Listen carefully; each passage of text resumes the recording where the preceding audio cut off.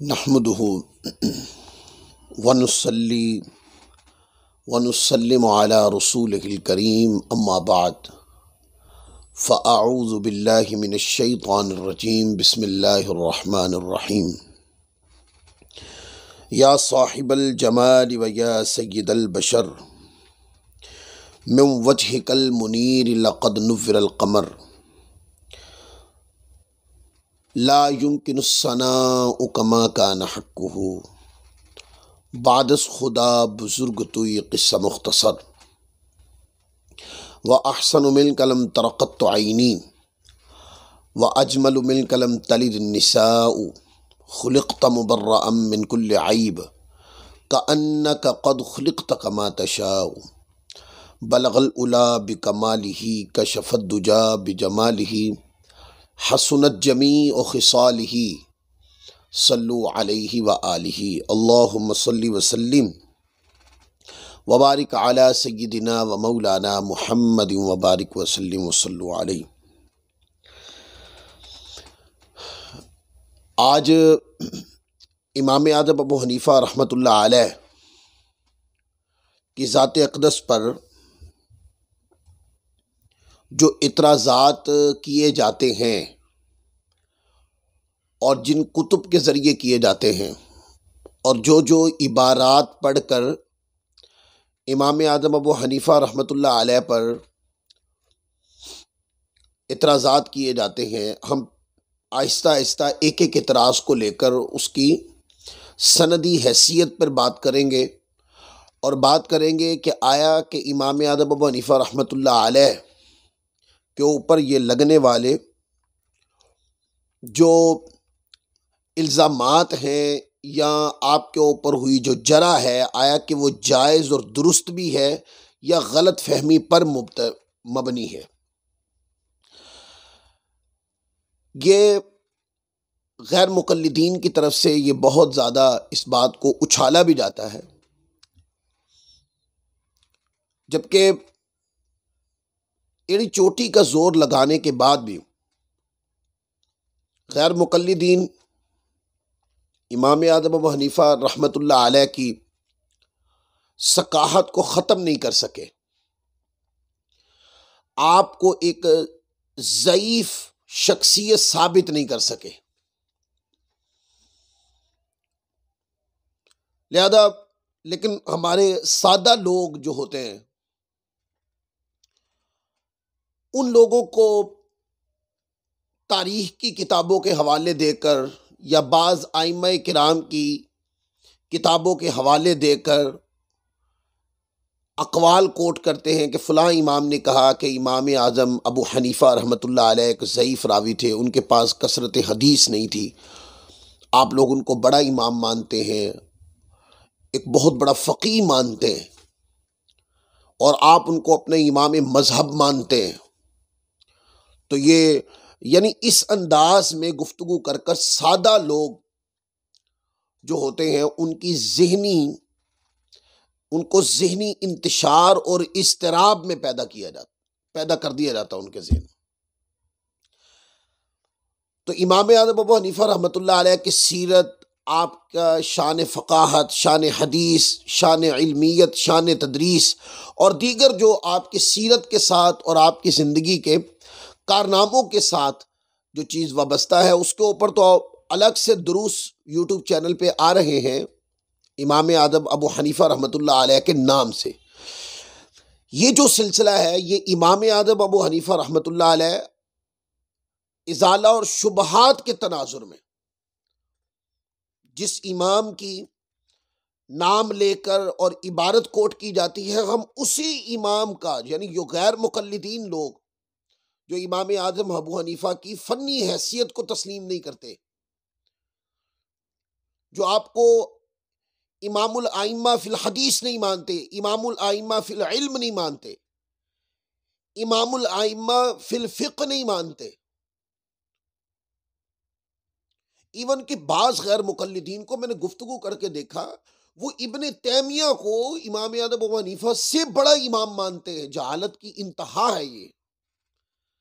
جبکہ ابن تیمیہ کی کتابوں میں دیکھیں کہ وہ خود امام اعظم ابو حنیفہ کو امام مانتا ہے،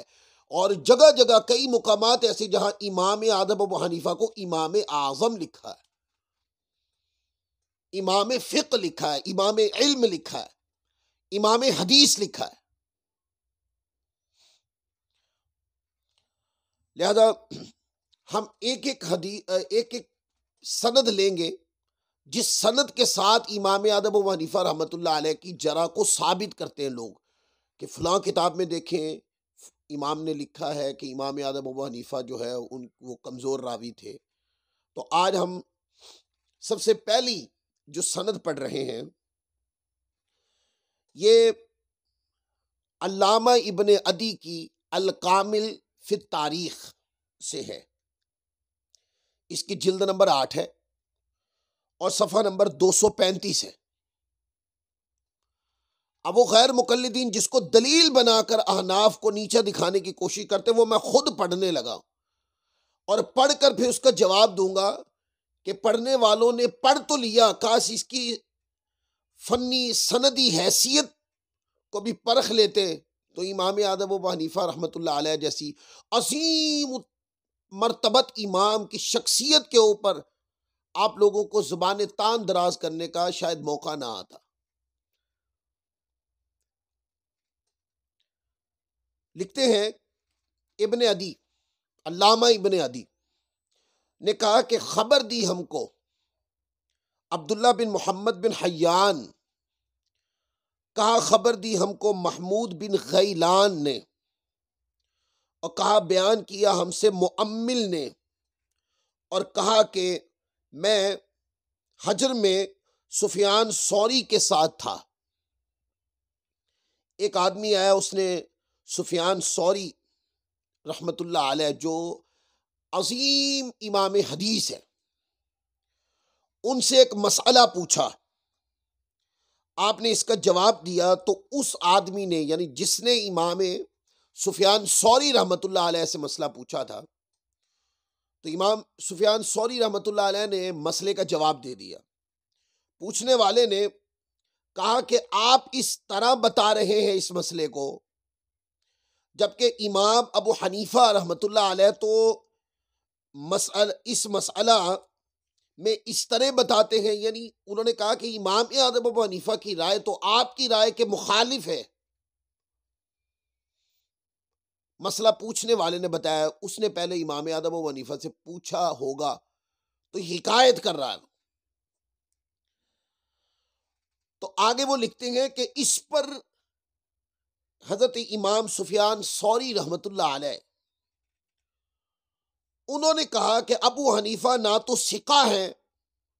اور نہ ہی مامون ہے۔ یہ علامہ ابن عدی نے الکامل فی التاریخ کی جلد نمبر 8 صفحہ نمبر 235 کے اوپر لکھا ہے۔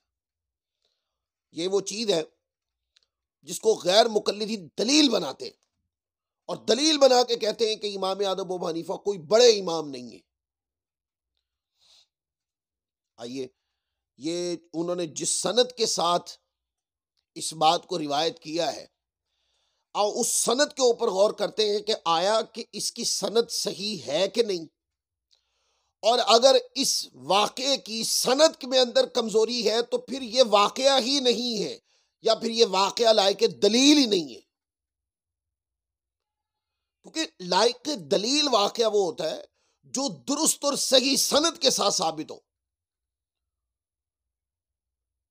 لہذا اس کے اندر، جیسے میں نے آپ کو کہا، اس کے اندر ایک راوی ہے اس پوری سند میں جس کو علامہ ابن عدی نے اپنی الکامل کے اندر روایت کیا۔ اس کے اندر ایک راوی ہے جس کا نام ہے مؤمل۔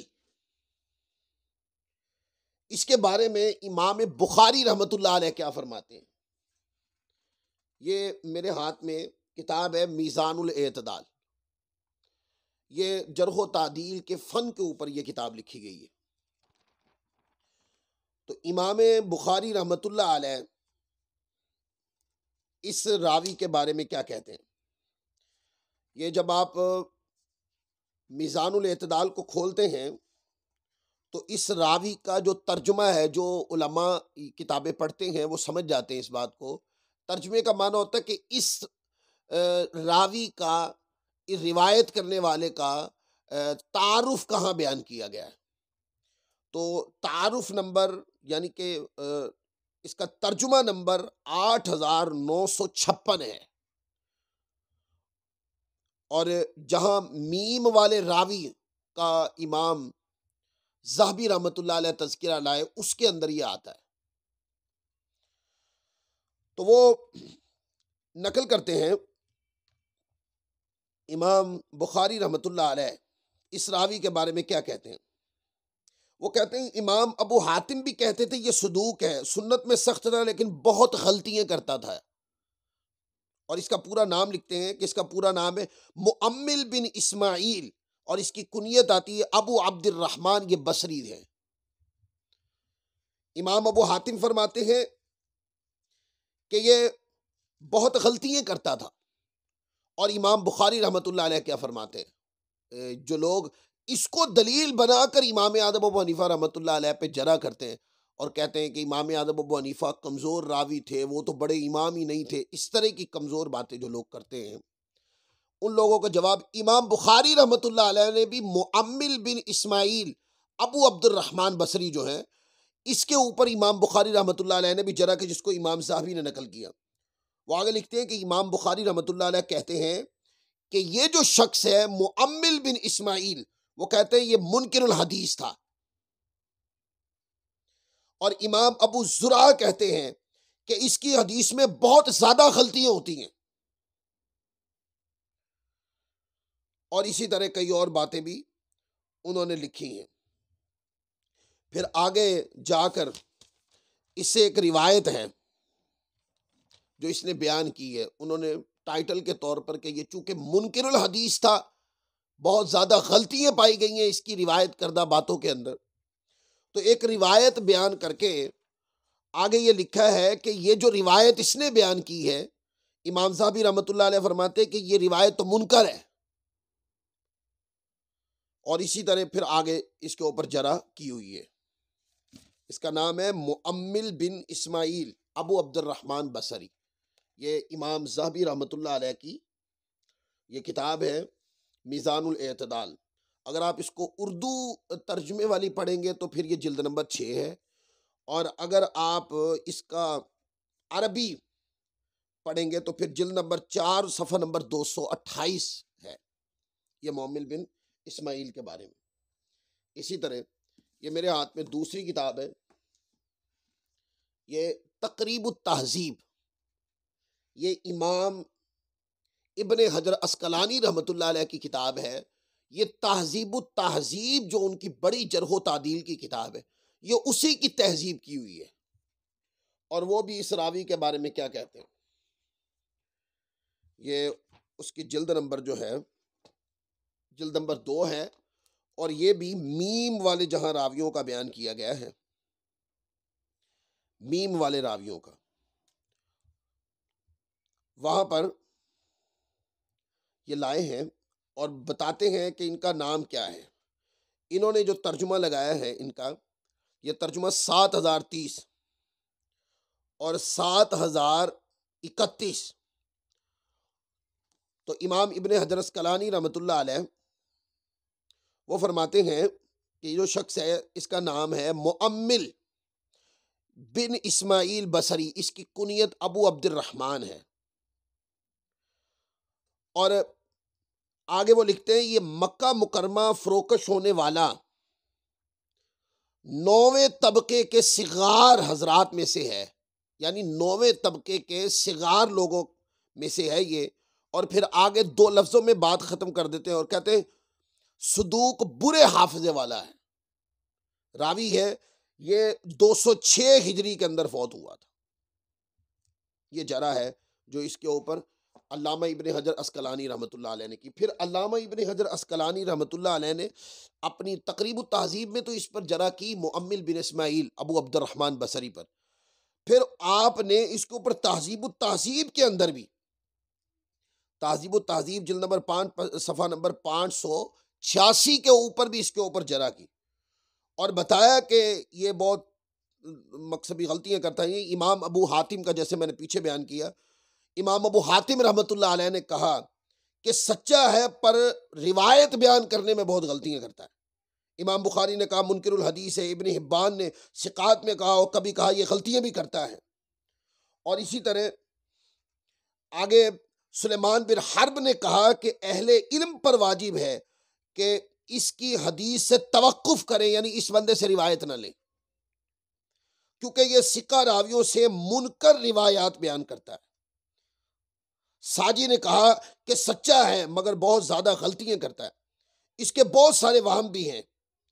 ابن سعد نے کہا کہ یہ راوی کثیر یعنی بہت زیادہ غلطیاں کرنے والا ہے. ابن قانے نے کہا کہ بندہ تو صالح ہے پر روایت کرنے میں غلطی کرتا ہے.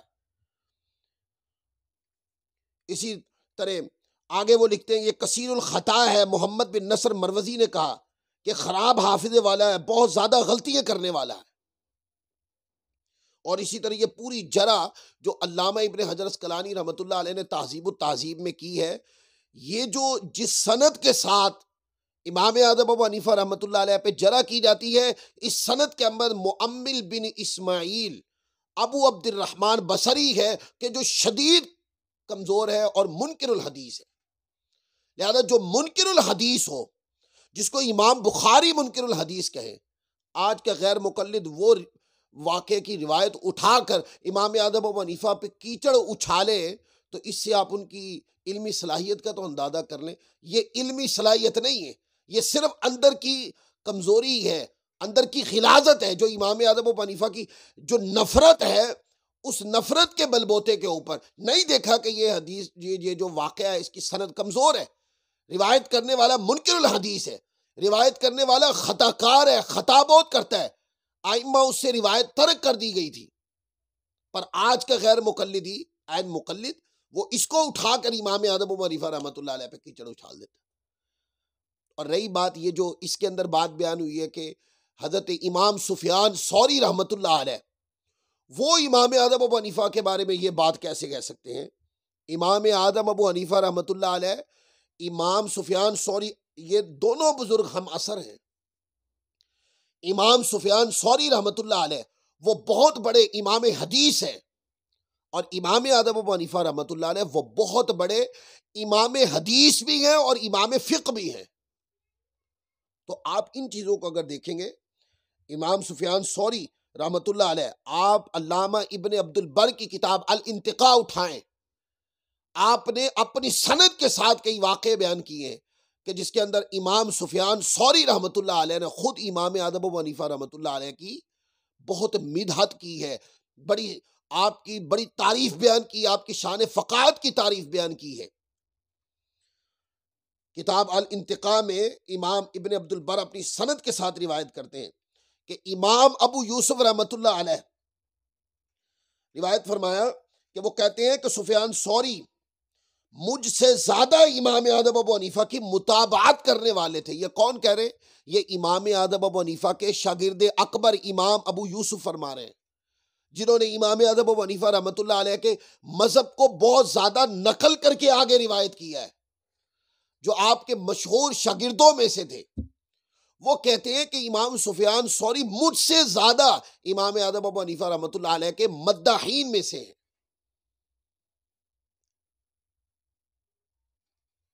اسی طرح ایک اور سند پھر امام ابن عبد البر رحمۃ اللہ علیہ نے اپنی سند کے ساتھ عبداللہ بن داود سے کہا کہ میں سفیان کے پاس تھا. عبداللہ بن داود کہتے ہیں میں حضرت امام سفیان ثوری کے پاس تھا، تو کہا کہ کسی آدمی نے کوئی مسئلہ پوچھا حج کے مسائل میں سے، تو آپ نے جواب دیا کہ اس آدمی نے کہا کہ آپ اس طرح بتاتے ہیں، یہ جو مسئلہ ہے پوچھا تو آپ نے جواب دیا، تو اس نے کہا آپ اس مسئلے کو اس طرح بتاتے ہیں، جبکہ امام اعظم ابو حنیفہ یعنی وہ تو اس طرح بتاتے ہیں، یعنی ان کی رائے آپ کی رائے کی مخالف ہے، یا ان کی رائے اور آپ کی رائے کے اندر کچھ فرق ہے. تو حضرت امام سفیان ثوری رحمۃ اللہ علیہ نے فرمایا، تو آپ نے فرمایا کہ مسئلہ اسی طرح ہے جس طرح امام اعظم ابو حنیفہ رحمۃ اللہ علیہ نے بیان کیا. اب بتائیے، الانتقاء صفحہ نمبر 158، میرے پاس الانتقاء کے فوٹو کاپی ہے، کتاب جو ہے وہ میں لا نہیں سکا، وگرنہ میں وہ کتاب کھول کے آپ کو صفحہ نمبر بھی بتاتا۔ صفحہ نمبر 198 عربی نسخے کے مطابق، اور یہ کتاب الانتقاء جو ہے یہ اردو ترجمے کے ساتھ پاکستان میں بھی چھپی ہوئی ہے۔ پھر امام جلال الدین سیوطی رحمۃ اللہ علیہ فرماتے ہیں کہ حضرت امام سفیان ثوری رحمۃ اللہ علیہ کے پاس ایک آدمی آیا تو آپ نے فرمایا کہ من این جیتا، تو کہاں سے آیا؟ اس نے عرض کی کہ میں امام ابو حنیفہ رحمۃ اللہ علیہ سے آ رہا ہوں، ان کی مجلس سے ہو کے آ رہا ہوں۔ تو جناب حضرت سفیان ثوری رحمۃ اللہ علیہ نے فرمایا کہ تو اس کے پاس سے آ رہا ہے جس کے جو روئے زمین میں سب سے بڑا فقیہ ہے۔ عباس کہتے ہیں کہ امام محمد بن بشر نام تھا ان کا، کہ وہ امام سفیان ثوری رحمۃ اللہ علیہ سے حدیث پڑھتے تھے اور امام اعظم ابو حنیفہ رحمۃ اللہ علیہ سے وہ فقہ پڑھتے تھے۔ اور جب امام اعظم ابو حنیفہ رحمۃ اللہ علیہ کے پاس آتے تو امام اعظم ابو حنیفہ رحمۃ اللہ علیہ پوچھتے کہاں سے آئے ہو، چونکہ سفیان ثوری رحمۃ اللہ علیہ کی مجلس سے آتے تھے، تو فرماتے ہیں کہ امام اعظم ابو حنیفہ سفیان ثوری رحمۃ اللہ علیہ کے بارے میں فرماتے کہ وہ بہت بڑے امام حدیث ہے، عظیم امام حدیث ہے۔ اور جب امام محمد بن بشر وہ کہتے کہ جب میں پلٹ کر امام اعظم ابو حنیفہ کی مجلس سے امام سفیان ثوری کی طرف جاتا تو سفیان ثوری رحمۃ اللہ علیہ پوچھتے کہ کہاں سے آئے ہو، تو میں کہتا کہ میں امام اعظم ابو حنیفہ رحمۃ اللہ علیہ کی مجلس سے آیا ہوں، تو وہ پھر یہ فرما دیتے کہ آپ اس شخصیت کے پاس سے آئے ہیں جو روئے زمین پر سب سے بڑا فقیہ ہے، یعنی کہ روئے زمین میں حدیث کے معنی کا استدلال کرنے میں اس کا کوئی ثانی نہیں۔ اس کو امام جلال الدین سیوطی رحمۃ اللہ علیہ نے تبیید الصحیفہ میں روایت کیا ہے، اور خطیب بغدادی رحمۃ اللہ علیہ نے بھی تاریخ بغداد کے صفحہ نمبر 344 پہ بیان کیا۔ امام ابن عبد الحادی رحمۃ اللہ علیہ نے بھی اپنی کتاب مناقب ائمہ اربعہ کی مناقب میں جو کتاب ہے ان کی، اس کے صفحہ نمبر 62 پہ لکھا۔ پھر اس کو امام مزی رحمۃ اللہ علیہ نے تہذیب الکمال کی جلد نمبر 29 صفحہ نمبر 431 پہ بیان کیا، اور یہی روایت امام ابن حجر مکی ہیثمی اپنی کتاب الخیرات الحسان کے صفحہ نمبر 45 کے اوپر بھی روایت کی کہ سفیان ثوری اب بتائیں سفیان ثوری رحمۃ اللہ علیہ کی طرف امام اعظم ابو حنیفہ کی کوئی نفرت کیسے منسوب کر سکتا ہے؟ سفیان ثوری رحمۃ اللہ علیہ امام اعظم ابو حنیفہ کے مداحین میں سے ہیں، آپ کو عظیم اور بلند فقیہ ماننے والے ہیں امام سفیان ثوری رحمۃ اللہ علیہ۔ پھر آگے علامہ ابن عبد الحادی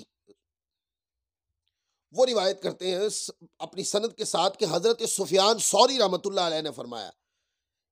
کہ امام ابو حنیفہ رحمۃ اللہ علیہ خوب علم کو اخذ کرنے والے تھے، حرام سے خوب پرہیز کرنے والے تھے، آپ انہیں احادیث سے دلیل پکڑتے تھے جو آپ کے نزدیک صحیح ہوتی، اور آپ رسول اللہ صلی اللہ علیہ وآلہ وسلم کے آخری فعل سے زیادہ تر دلیل حاصل کیا کرتے تھے۔ یہ حضرت امام سفیان ثوری رحمۃ اللہ علیہ امام اعظم ابو حنیفہ کی شان میں بیان کرتے ہیں، اور یہ جو قول میں نے بیان کیا امام اعظم ابو حنیفہ کی شان کے اندر جو امام سفیان ثوری رحمۃ اللہ علیہ نے بیان کی ہے، اس کو امام سیمری رحمۃ اللہ علیہ نے بھی اپنی کتاب کے اندر روایت کیا،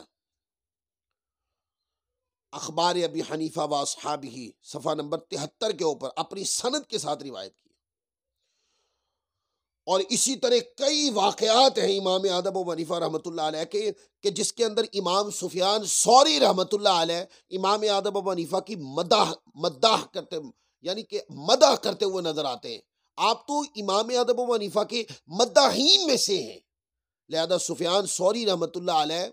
کا نام لے کر امام اعظم ابو حنیفہ رحمۃ اللہ علیہ کا کہنا کہ انہوں نے فرمایا کہ امام اعظم ابو حنیفہ ایک ضعیف راوی، یہ کیسے ہو سکتا ہے؟ ایک طرف یہ اثر جس کو علامہ ابن عدی نے الکامل میں روایت کیا جو سند ضعیف کے ساتھ ہے، اس کے اندر راوی منکر الحدیث ہے، اور ایک وہ کہ ائمہ نے کتابیں بھر دیں کہ امام اعظم ابو حنیفہ رحمۃ اللہ علیہ حضرت سفیان ثوری ان کے مداحین میں سے تھے۔ یاد جو لوگ بھی امام اعظم ابو حنیفہ رحمۃ اللہ علیہ کی اس سند کے ساتھ آپ کی شان میں کمزوری نکالتے ہیں اور منسوب کرتے ہیں کہ امام سفیان ثوری رحمۃ اللہ علیہ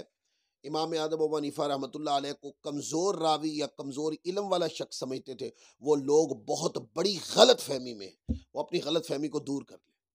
تو آج ہم نے ایک سند بیان کی ہے،